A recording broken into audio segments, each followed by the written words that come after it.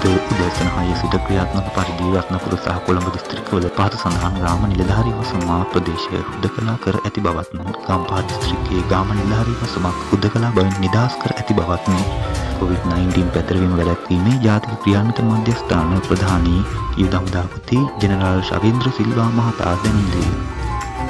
ඒ අනුව අලුතින් හුදකලා කළ ප්‍රදේශ රත්නපුර දිස්ත්‍රික්කයේ ගොඩගල පොලිස් බල ප්‍රදේශයේ කොටවල ග්‍රාම නිලධාරී වසම, කොළඹ දිස්ත්‍රික්කයේ කුළුණා පොලිස් බල ප්‍රදේශයේ සේරපුර ග්‍රාම නිලධාරී වසමේ ශ්‍රී ආනන්දාරාම මාවත හුදකලා බවින් නිදහස් කළ ප්‍රදේශය, ගම්පහ දිස්ත්‍රික්කයේ මහභාගයේ පොලිස් බල ප්‍රදේශයේ කෙරංග පොකුණ ජෝර්ජ් මාවත.